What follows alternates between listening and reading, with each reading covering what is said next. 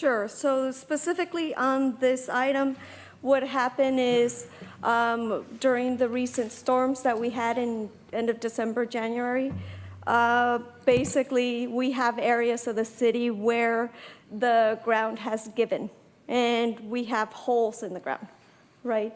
So that's described as a sinkhole. We don't always necessarily know what causes them. In this case specifically, we believed it was possibly damage to our storm drain. We have a 54-inch line that goes through that area. So that's what we understood may have been the cause of it. It's actually been already repaired, and we found there was no damage to the storm drain.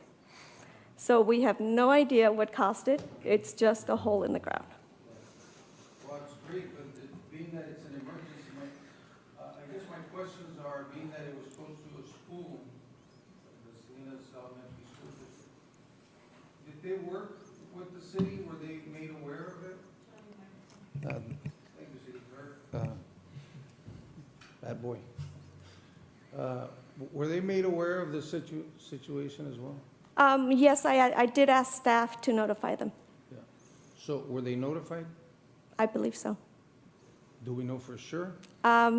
I don't know for sure, but I mean, I could ask. Yeah. Emergency. Communication, I think the buzzword at our annual meeting was communication. Dissemination of information. This is something, I mean, it's close to a school. It's an emergency. It's nobody's fault. I guess my other, and that concerns me, but my other question is, because it is an emergency, do you have one, two, maybe 3 or 4 contractors that you deal with that are already approved for emergencies?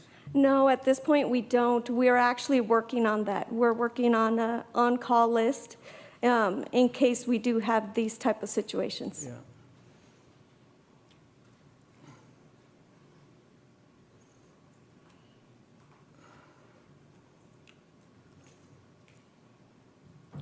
I think one of the things,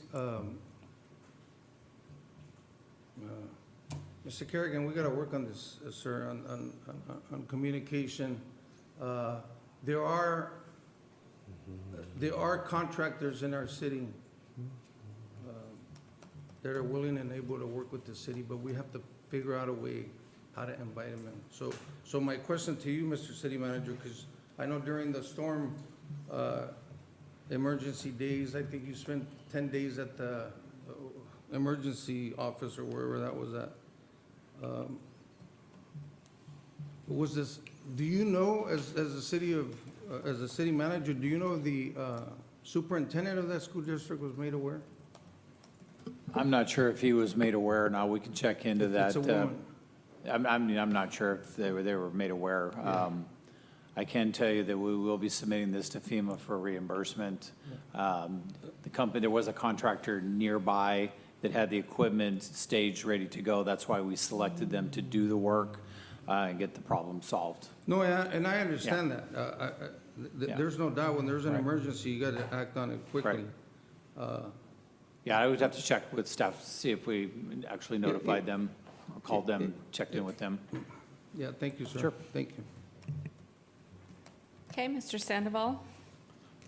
Thank you.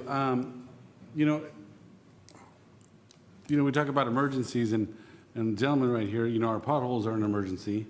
We're facing a lot of different emergencies that are affecting our residents, and I have some concerns, as I shared with the city manager and city attorney about our processes of allocating these contracts. Is it my understanding that is $100,000 our limit for, or can you talk about what goes out for competitive bids? City Attorney? Yeah, so I'll take this one, Councilmember Sandoval. So in emergency situations where there's a direct threat to public health and safety, staff is authorized to address that emergency without any contract limitation and without having prior approval of the council. We have to come back to council for ratification. In my opinion, that does not mean that you can sole select a contractor. And I've had this conversation with both Ms. Robles and the city manager today about making sure that we get solicitations or proposals from other contractors so that we're making sure that the city gets the best work at the lowest cost. And so that's the process that we will absolutely use going forward, Councilmember. Thank you. And how many other companies were contracted to see if they could do this emergency work? Is that, who can assist in that question? For this specific emergency, we didn't contact any other companies. Okay. You know, you know, as an elected and like just a resident of Salinas, right, I have concerns about that because, and I recognize emergencies need to be dealt with, but, you know, from coming also from a small business person, you know, would I be given that opportunity or, you know, so I'm very concerned and I think the council should be concerned as well. Although we want to address these emergency issues, I do have an issue with the fact that no other contractor was consulted. And if we put a message out to the public, hey, we have this emergency, who is licensed with the city of Salinas, who can handle this? I mean, it takes time to prepare these agendas, you know, a day, a week. I mean, you've likely been having this conversation for at least a week. We don't know about the sinkhole because like Councilmember Barrera says, we weren't communicated with that, you know, that was an emergency affecting us. So I have real concerns about this. I'm not in support of moving this forward without giving other agencies or other companies at least an opportunity. You know, who's on our authorized list? You know, I know we have on-call contracts for other things. And so that's my statement. And I'd ask the council to, although I recognize it's an emergency, I think we need to allow all people who are qualified and have proven their work and have the insurances and whatever, the same opportunity as this company down Chapin, so. Councilmember McShane. Yeah, no, we got answered. Thank you. Mayor Craig, I forgot to pull that one. Can I comment on it? Respectfully, I've moved on, so I'm going to go ahead and go with Councilmember McShane. Thank you. He said he had- Councilmember, Mayor, you know, as a new council member, I was never giving rules on these. I don't know, and I read our rules of decorum. It doesn't specify not being able to address this because as elected people, sometimes we have concerns after a conversation. So I don't think it's in our council's best interest to limit comments or questions, especially about an item like this. So I'd ask for your reconsideration. So thank you for your input. I do want to, so for clarification on that, I try to stay consistent with every single meeting I have. That's the obligation of the mayor, is to run an effective meeting under Robert's Rules of Order. With that, I certainly understand and recognize that we have interest and comment, but I try to stay consistent meeting after meeting so that there is consistency there and no inconsistency. Councilmember McShane was appropriately pulled, and I was going to him next, and so I want to ensure that he has that opportunity to speak.